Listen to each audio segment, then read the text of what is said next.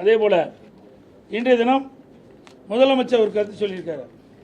Delta மாவட்டத்தில் குறுவை சாகுபடி அந்த சாகுபடி செய்த விவசாயிகள்லாம் தங்களுடைய உற்பத்தி செய்யப்பட்ட அந்த நெல் மூட்டைகளை நேரடி கொள்முதல் நிலையத்திற்கு கொண்டு வந்து விற்பனை செய்கின்ற சூழல் இருக்கின்ற அந்த நேரத்தில் இந்த அரசு மெத்தன போக்கில் மெத்தனமாக நடந்து கொண்ட காரணத்தினால், அலட்சியமாக நடந்து கொண்ட காரணத்தினால தான் இந்த விவசாயிகள் துன்பத்திற்கு காரணம். இதை உங்களுக்கு எல்லாம் கொடுக்குறேன். 17/10/2025 சட்டமன்றத்தில் பேசின பேச்சு கருத்து ஆதாரத்தோடு சொல்கிறேன். அதை கூட தம்பி இதெல்லாம் நீங்கள் பாருங்கள், இதை எல்லாத்துக்கும் ஆளுக்கு ஒன்றா கொடுங்க. 7 இருக்குது. நான் அன்றைய தினமே சட்டமன்றத்தில் சொன்னேன். இன்றைக்கு ஏற்கனவே விவசாயிகளுக்கு அரசாங்கத்துக்கு, ஏன்னா ஒரு திறமையான அரசாங்கமாக தெரியும், இதுதான் பொம்மை முதலமைச்சர் ஆளுகிறாங்களே தமிழ்நாட்டை. இன்றைக்கு 6 லட்சம் ஏக்கர் டெல்டா மாவட்டத்திலே குறுவை சாகுபடி பயிர் செஞ்சிருக்காங்க. அந்த 6 லட்சம் சாகுபடி செய்யப்பட்ட அந்த நிலத்தில் குறுவை சாகுபடி விளைச்சல் எவ்வளவு இருக்குது என்று அதிகாரிகளுக்கு தெரியும். அப்படி இருக்கின்ற பொழுது முன்கூட்டியே திட்டமிட்டு விவசாயிகள் அறுவடை செய்ய விவசாயிகள் உற்பத்தி செய்யப்பட்ட நெல்லை நேரடி நெல் கொள்முதல் கொண்டு வந்தவுடன் உடனடியாக அதை நேரடியாக கொள்முதல் செய்யப்பட்டது அந்த பிரச்சனை வந்திருக்காது, தொடர் மழையில் நனைஞ்சிருக்காது. ஆனால் இந்த அரசு முறையாக விவசாயிகள் கொண்டு வந்த நெல்லை கொள்முதல் செய்யலை. அதனால தான் விவசாயி பாதிக்கப்பட்டாங்க. முழுக்க இந்த விடியா திமுக அரசுடைய அலட்சியத்தால் தான் இன்றைக்கு விவசாயிகள் பாதிக்கப்பட்டிருக்காங்க. இந்த பாதிப்புக்கு உள்ளாயிருக்க மாட்டாங்க, யாரையும் கெஞ்ச வேண்டிய அவசியம் கிடையாது. நான் ஏற்கனவே சட்டமன்றத்தில் தெளிவாக பேசியிருக்கிறேன். அதுக்கு பிறகாவது இவர் நடவடிக்கை எடுத்திருந்தாலும் அதுவும் எடுக்கல. இன்னைக்கு 15 நான் நேரடியாக விவசாயிகள் போய் அந்த விவசாயிகளை சந்தித்து அவளுக்கு என்ன பிரச்சனை என்று அவள் நேரடியாக விசாரிக்கின்ற பொழுது அவள் விவசாயிகள் சொன்னாங்க, உங்களுடைய பத்திரிகையாளர் ஊடக நபர்கள் அத்தனை என்னோடய வந்தாங்க, எல்லா பத்திரிகையும் ஊடகமும் எல்லாம் என்னோட தான் வந்தாங்க, எல்லாம் செய்தியெல்லாம் சேகரித்தாங்க. அப்படி விவசாயிகள் சொன்னாங்க, 15 நாட்களாக நான் நேரடி நெல் கொள்முதல் நிலையத்தில் கொள்முதல் செய்யலை. ஏற்கனவே கொள்முதல் செய்யப்பட்ட அந்த நெல்லெல்லாம் நேரடி கொள்முதல் நிலையத்தில் அடுக்கி வச்சிருக்குது. அதையும் அங்கிருந்து கொள்முதல் நிலையத்திலிருந்து குடோனுக்கு எடுத்து செல்லலை. அதனால் நேரடி கொள்முதல் செய்யப்படலை. அதோடு தேவையான அளவுக்கு எடை போடுகின்ற ஆட்கள் நியமிக்கலை. போதுமான அளவுக்கு அந்த நெல் மூட்டைகள்லாம் கொண்டு செல்வதற்கு லாரிகள் அமர்த்தப்படலை. ஏன்னா லாரிகள்லாம் நாங்கள் இது விசாரிக்கும் போது எங்களுக்கு டீசலுக்கு கூட பணம் கொடுக்க மாட்டேங்கிறாங்க. ஏற்கனவே எங்களுக்கு நாங்கள் நெல் மூட்டைகளை எடுத்து சென்றதுக்கு அந்த வாடகையெல்லாம் பாக்கி இருக்குது, டீசலுக்கு கூட பணம் கொடுக்கல. இன்னும் நேரடியாக எல்லா தொலைக்காட்சியிலையுமே திறந்த எல்லா தொலைக்காட்சியும் இதை படம் பிடிச்சாங்க, சேகரித்தாங்க. இதுதான் உண்மை நிலை. அப்படி 15 நாட்கள் தொடர்ந்து விவசாயிகள் கொண்டு வரப்பட்ட அந்த நெல் மூட்டைகளை கொள்முதல் செய்யப்பட்டிருந்தால் தொடர் மழையில் அந்த நெல் மலைகள் நனைந்து முளைத்திருக்காது, விவசாயிகள் பாதிக்கப்பட்டிருக்க மாட்டாங்க. இந்த பாதிப்புக்குள்ளானது இந்த அரசாங்கம் கவனக்குறைவு, அலட்சியம். அதனால் விவசாயிகள் இன்றைக்கு கடுமையாக பாதிக்கப்பட்டிருக்காங்க. அதோட திராவிட முன்னேற்ற கழகம் ஆட்சி பொறுப்பேற்றது 4 ஆண்டு காலமாக இந்த குறுவை சாகுபடி செய்த விவசாயிகளுக்கு பயிர் காப்பீட்டு திட்டத்தில் இடம்பெற சரியில்லை. 2 வருஷத்துக்கு முன்பு வீரவசனம் பேசினார் திரு ஸ்டாலின். நேரம் மேட்டூருக்கு வந்து நானும் டெல்டாக்காரன் அப்படின்னு வீரவசனம் பேசி தண்ணீர் திறந்து விட்டார். ஆனால் இறுதியில் நெல் விளைச்சலுக்கு வருகின்ற ஒரு 20 நாளைக்கு முன்பாக தண்ணீர் இல்லாமல் அந்த குறுவை சாகுபடி செய்த அந்த நெல் பயிர்கள்லாம் காய்ந்து கருகி பெரும் நஷ்டத்துக்குள்ளானாங்க விவசாயிகள். அப்பொழுது பயிர் காப்பீட்டு திட்டத்தில் இந்த குறுவை சாகுபடி செய்த விவசாயிகளை சேர்க்கப்படாத காலத்தில் மிகப்பெரிய இழப்பீடு விவசாயிகள் சந்தித்தாங்க. இப்படி விவசாயிகளுக்கு விரோதமாக செயல்படுகின்ற அரசாங்கம் திராவிட முன்னேற்ற கழக அரசாங்கம். இப்போ கூட மத்திய அரசாங்கம் அந்த பாதிக்கப்பட்ட அந்த விவசாயிகள் அந்த மழையால் நனைந்த அந்த நெல்மணிகள்லாம் ஈரப்பதத்தில் 27% இருக்குன்னு நாங்கள் கோரிக்கை வச்சோம். நான் நேரடியாக போனேன். ஆனால் முதலமைச்சர் திரைப்படம் பார்க்க போயிட்டார், விவசாயிகளை பார்க்கல. விவசாயிகள் வடிக்கிற கண்ணீரை தெரியல, படம் பார்க்க போனார். ஆனால் எதிர்க்கட்சியாக இருந்தாலும் மக்களுடைய பிரச்சனையை எப்படியாவது தீர்க்க வேண்டும், அவர்களுக்கு ஆர்வம் சொல்ல வேண்டும் என்ற அடிப்படையில் நான் நேரடியாக டெல்டா மாவட்டத்துக்கு சென்று தஞ்சாவூர் மாவட்டம், நாகை மாவட்டம், இப்படி திருவாரூர் மாவட்டத்தில் நேரடியாக போய் விவசாயிகளை சந்தித்து ஆறுதல் சொன்னேன். அதோட அந்த கனமழையில் விவசாயிகள் பயிரிட்ட அந்த நெற்பயிர்கள் அழுகி போச்சு. அந்த ட்ரெயில் எடுத்து பார்க்குறார். இப்படிப்பட்ட முதலமைச்சர் இந்தியாவில் எங்கேயும் பார்க்கல. போய் நேரடியாக விவசாயிகளை பார்க்க முடியாதா? தான் தனி விமானம் வச்சுருக்கீங்களா? நேரடியாக திருச்சி போய் திருச்சியிலேருந்து 2 மணி நேரத்தில் போய் பார்க்கலாமே. ட்ரெயினில் கொண்டு வந்து அவர்கள் காட்டுறாங்க. அது என்னென்னு அவருக்கு தெரியாது. அது நெற்பயிராக என்னன்னு தெரியாது. சொன்னால் தான் இந்த முதலமைச்சருக்கு தெரியும். அப்படிப்பட்ட முதலமைச்சர் தான் நாட்டை ஆண்டு கொண்டிருக்கின்றார். இப்போ என்னை பற்றி நீங்கள் ட்வீட் விட்டுருக்காரு. பச்சை துண்டு போட்ட பழனிசாமிலாம் சொல்லியிருக்காரு. உண்மைதான், நான் விவசாயி தான். உங்களுக்கு எல்லாத்துக்கும் தெரியும். இங்கே இருக்கின்ற ஊடக நபர்கள் அத்தனை பேருக்கும் தெரியும். இன்றைக்கு நேற்றைக்கு இல்லை, நான் என்றைக்கு சட்டமன்ற உறுப்பினர்னா அன்றையிலேருந்து இன்று வரை நான் விவசாயம் தான் பண்ணிகிட்டு இருக்கிறேன். இதில் ஒன்றும் மறைச்சி சொல்ல வேண்டிய அவசியமே இல்லை. தொழிலும் அதுதான்.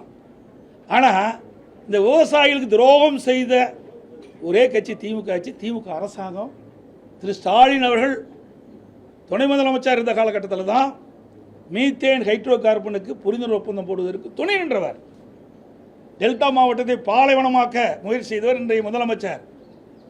அனைத்து இந்திய அண்ணா திராவிட முன்னேற்ற கழக அரசு இருக்கின்ற காலத்திலே, நான் முதலமைச்சர் இருந்த காலத்திலே, அந்த விவசாயிகளுடைய நிலங்களை பாதுகாக்கின்ற விதமாக மத்திய அரசோடு வாதாடி டெல்டா மாவட்டத்தை பாதுகாக்கப்பட்ட வேளாண் மண்டலமாக கொண்டு வந்து அந்த விவசாயிகள் வயிற்றில் பால் வார்த்தது அதிமுக அரசாங்கம். 50 ஆண்டு காலம் காவிரி நதிநீர் பிரச்சனை தீர்க்கப்படாமல் வந்தது.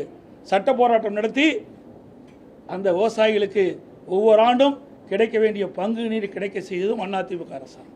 விவசாயிகளுக்கு எப்போதும் ஆதரவாக இருந்த அரசாங்கம் அதிமுக அரசாங்கம். 2 முறை விவசாயிகளுக்கு விவசாய தொடக்க வேளாண் கூட்டு கடன் சங்கத்திலே வாங்கிய பயிர்க்கடன் 2 முறை நாங்கள் தள்ளுபடி செஞ்சிருக்கிறோம்.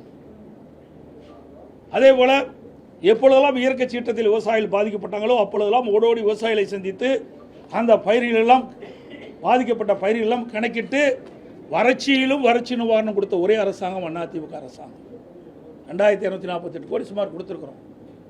அது மட்டும் இல்லை, ஒரே ஆண்டில் 2 முறை இந்த விவசாயிகள் நெற்பயிர் பாதிக்கப்பட்ட பொழுது 2 முறையும் நாங்கள் இழப்பீட்டு தொகை விவசாயிகள் கொடுத்துருக்குறோம். இது அதிமுக ஆட்சியுடைய சாதனை. அது பொறுத்து கொள்ள முடியல. இன்றைக்கு விவசாயிகள் இந்த அரசு மீது கொந்தளிப்பாக இருக்கின்றார்கள். அதனால் இன்றைக்கு ஸ்டாலின் ட்விட்டரில் என்ன பற்றி போட்டிருக்காரு. இன்றைக்கு மத்திய அரசு இந்த ஈரப்பதம் 22 எடுக்க மாட்டேன்னு சொல்கிறாங்களே, இது என்ன மத்திய அரசு தெரிவிக்கப்பட்டது என்ற விவரம் இது வரைக்கும் தெரிவிக்கல. இது வரைக்கும் தெரிஞ்சதான் நாங்கள் அதுக்குண்டான பதில் சொல்ல முடியும். என்ன காரணத்துக்கு நிராகரித்தார்கள் அதை சொல்ல வேணுமில்ல. அப்போ தான் விவசாயி தெரிஞ்சவங்க எதிர்கட்சி தெரிஞ்சுக்க முடியும். அரசாங்கத்துக்கு அது தெரியும். இன்னொன்று, துணை முதலமைச்சர் வேக வேகமாக தஞ்சாவூர் போனார். டெல்டா மாவட்டத்தை சுற்றி பார்க்கணும். பரவாயில்ல, இன்றைக்கு விவசாயிகளுக்கு ஏதாவது ஒரு நிவாரணம் கிடைக்கும் அப்படின்னு நாங்களும் நினச்சிருந்தோம். அங்கே போய் விவசாயிகள்லாம் பார்க்கல. ரயில் நிலையத்துக்கு போனார். அங்கே விவசாயிகள் உற்பத்தி செய்யப்பட்ட நெல் மூட்டைகள்லாம் ரயிலில் அடுக்கிச்சுருந்தாங்க. அதை கொடியை தூக்கிச்சு. இது ஏற்கனவே விவசாயிகளுடைய நிலையெல்லாம் அங்கே தான் போய் ஏற்றி போயிட்டு இருக்குது. அதுக்கு அங்கே போக வேண்டிய அவசியமே இல்லையே. துணை முதலமைச்சர் டெல்டா மாவட்டத்துக்கு போகிறீங்க, விவசாயி பாதிக்கப்பட்டாங்க, விவசாயிகளுக்கு போய் நேரடியாக பாதித்து என்னென்ன விதத்தில் பாய்ச்சிருக்கீங்க, என்னென்ன விதத்தில் உங்களுக்கு உதவி செய்யணும் ஒரு ஆள் சொல்லியிருந்தால் பரவாயில்ல. அப்படி விவசாயிகளுக்கு விரோதமாக செல்விட அரசாங்கம் அதிமுக அரசாங்கம் என்பதை நேரத்தில் தெரிவிக்கிறேன். எங்களை பொறுத்த வரைக்கும் விவசாயிகளுக்கு எப்பொழுதும் நன்மை செய்யக்கூடிய அரசாக தான் இருந்தது. விவசாயிகள் எப்பொழுதெல்லாம் பாதிக்கப்படுகிறார்களோ அப்பொழுதெல்லாம் அந்த பாதிப்பிலிருந்து மீட்டெடுப்பதற்குண்டான நடவடிக்கை எடுத்த அரசாங்கம் அதிமுக அரசாங்கம். சார், இந்த மத்திய வேளாண் சட்டங்களை ஆதரித்து தான் அந்த விவசாயிகளுக்கு எதிரான நிலையை உருவாக்கி தமிழகத்தின் உரிமைகளையும் சுயமரியாதையும் பாதிக்க செய்து விட்டார்கள் அப்படின்னு முதலமைச்சருக்கு இந்த வேளாண் சட்டம் என்னென்ன தெரியுமா சொல்லுங்க பார்க்கலாம். 3 வேளாண்மை சட்டம் என்னென்னு சொல்லுங்க. 3மே தெரியாது முதலமைச்சருக்கு. தமிழ்நாடு பாதிக்காதுங்க, வட மாநிலத்தில் இருக்காங்க பார்த்தீங்களா, அவையெல்லாம் மண்டி வச்சிருக்கிறாங்க, அவர்கள் தான் பாதிப்பாங்க. புரியுங்களா? இந்த 3 வேளாண்மை சட்டத்தை என்னென்னு அவர் சொல்லிட்டு நான் பதில் சொல்கிறேன். சொல்ல தெரியாது. நானும் சட்டமன்றத்திலே கேட்டேன். முதலமைச்சர் அவர்களே எதிர்கட்சியில் இருக்கும்போதே நான் ஆதரிக்கும் போதே என்னை கேட்டார். நான் கேட்டேன், என்ன விளக்கத்தை சொல்லுங்கள். நான் விளக்கம் சொல்கிறேன். தமிழ்நாட்டுக்கிற விவசாயிகள் 3 வேளாண் சட்டத்தில் எந்த விதத்தில் பாதிக்கிறாங்க சொல்லுங்கள், நான் பதில் சொல்கிறேன். ஒன்றுங்க, இது வட மாநிலத்துக்குன்ற அங்கே இருக்கின்ற அந்தந்த மண்டியெல்லாம் வச்சுருக்கிறாங்க, அங்கே சில பாதிப்பு இருக்குது. அதனால் அங்கே இருக்கிறவர்கள் போராடுறாங்க. பண்ணை திட்டம் ஒன்று கொண்டாந்தேன், அருமையான திட்டம். அதை அதிமுக அரசு இருக்கின்ற பொழுது கொண்டு வந்து நிறைவேற்றினேன். அதாவது விவசாயிகள் உற்பத்தி செய்கிறாங்க, காய்கறிகளை உற்பத்தி செய்கிறாங்க. இன்றைக்கி நம்முடைய மேச்சேரி பகுதி, நம்முடைய ஓமலூர் பகுதியெல்லாம் தக்காளி அதிகம் விளைக்கிறாங்க. பார்த்திங்கன்னா ஒரு காலகட்டத்தில் விலையே இல்லாமல் விலை வீழ்ச்சி ஆகிடுது, 5 ரூபா 10 ரூபாய்க்கு வந்துடுது. பொறிக்கிற கூலி கூட அதை இந்த தக்காளி செடியிலிருந்து பறிக்கிற கூலி கூட நமக்கு கிடைக்காது. ஆக அப்படிப்பட்ட நிலையில் விவசாயிகள் விலை வீழ்ச்சியிலிருந்து மீட்டெடுக்க வேண்டும் என்பதற்காக அது ஒரு திட்டத்தை நான் கொண்டாந்தேன். விவசாயிகளுக்கும் அந்த வியாபாரிகளுக்கும் ஒரு இடையில் ஒரு ஒப்பந்தம் போட்டு அந்த ஒப்பந்தத்தின்படி அவர்கள் அந்த விவசாயிகளுக்கு அந்த ஒரு ரேட் இன்றைக்கி வந்தீங்கன்னா ஒரு 3 மாதம் இன்றைக்கி தக்காளி பயிரிடுறீங்க, அப்போ வந்து அவர் வியாபாரி வந்து வேளாண்மை துறை கமர்ஷியல் டிபார்ட்மெண்ட் இருக்குது, அதில் பதிவு செஞ்சு அந்த விவசாயிகள் வந்து அந்த வியாபாரிகள் வந்து விவசாயிகள் நாடி அவர்களும் பதிவு செய்வாங்க. அங்கே வேளாண்மை துறைகள் அதுக்கு மீடியேட்டர் இருப்பாங்க. பதிவு செஞ்ச பிறகு அப்போது 3 மாதம் கழித்து தக்காளி வருகின்ற பொழுது ஒரு குறிப்பிட்ட ஒரு தக்காளி 1 கிலோ 40 ரூபாய்னா அந்த தக்காளி 40 ரூபாய்னு விலை நிச்சயம் ஏக்கர்னு போட்டிருப்பாங்க, ஒப்பந்தம் போட்டிருப்பாங்க. தக்காளி 20 ரூபாய்க்கு விற்றா 40 ரூபா கொடுக்கணும். அப்போது விவசாயிகளுக்கு ஒரு நிரந்தரமான விலை கிடைக்கும். அப்போது 40 ரூபாய்க்கு மேலே கிட்டத்தட்ட 60 ரூபா வந்துன்னு வச்சுக்கோங்க. 60 ரூபாய்க்கு மேலே போனால் ஒரு குறிப்பிட்ட லாபத்தொகை விவசாயி கொடுக்க வேணும். இதில் என்ன தவறு இருக்குது? அதை வந்து ரத்து பண்ணிட்டார் இந்த விவசாயியை காக்கக்கூடிய முதலமைச்சர். சட்டமன்றத்தில் நான் கொண்டாந்து நிறைவேற்றணுங்க பண்ணை ஒப்பந்த திட்டம் நான் நினைக்கிறேன். இதெல்லாம் எதுக்கு சொல்கிறேன்னா இந்த இன்னும் சொல்கிறேன், இதில் சில திட்டங்கள் விவசாயிகள் உற்பத்தி செய்யப்பட்ட பொருளை இந்தியாவில் எங்கே கொண்டு போனாலும் விற்கலாம், அது ஒன்று. அந்த 3 இன்னொன்று, விவசாயிகள் உற்பத்தி செய்யப்பட்ட பொருளை நமக்கெல்லாம் வந்து மார்க்கெட்டிங் கமிட்டி இருக்குது.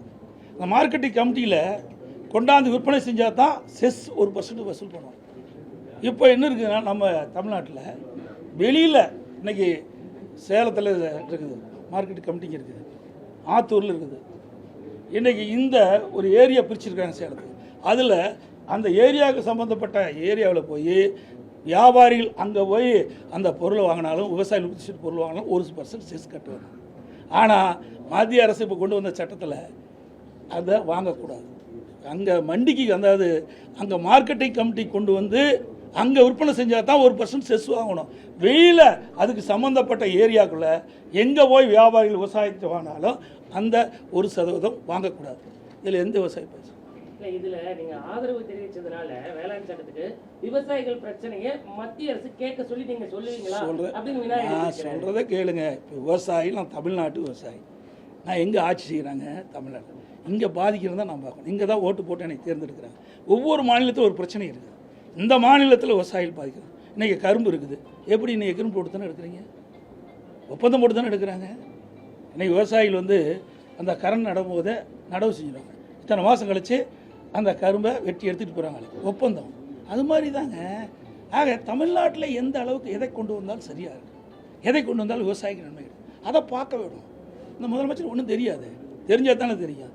ஏன்னா தலைவாசலில் நமக்கு நாம திட்டம் கொண்டு வந்தாங்க. கரும்பு தோட்டத்தில் எல்லாம் பார்த்தீங்க, நீங்கள் வெளியிட மாட்டீங்க, இதை கட் பண்ணிருக்கீங்கன்னு நினைக்கிறேன். காங்கிரீட் ரோடு போட்டு அந்த ரோட்டில் போய் பார்த்த முதலமைச்சர் தானே அந்த முதலமைச்சர்.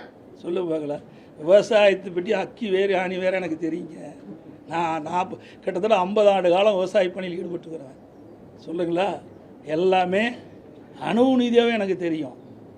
அதனால் வந்து விவசாயிகளை வந்து எப்பொழுதுமே அதிமுக ஆட்சியில் பாதிக்கப்பட்டதே கிடையாது, புரிஞ்சுக்கிங்க. அது அம்மா காலத்திலும் சரி அதிமுக ஆட்சியில்காரது.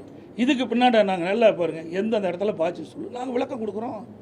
இப்போ கூட 22% ஏற்படுங்க, நீங்கள் கேட்டு வாங்கணுங்க. எதிர்கட்சி தான் போய் போராடிக்கிட்டு இருக்குது.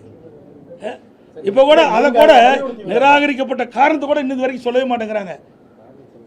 என்ன காரணத்துக்கு நிராகரிக்கப்பட்டதுன்னு வெளியில் வரணும்ல. இதுக்கு முழுக்க காரணம் இந்த அரசாங்கம் தான்.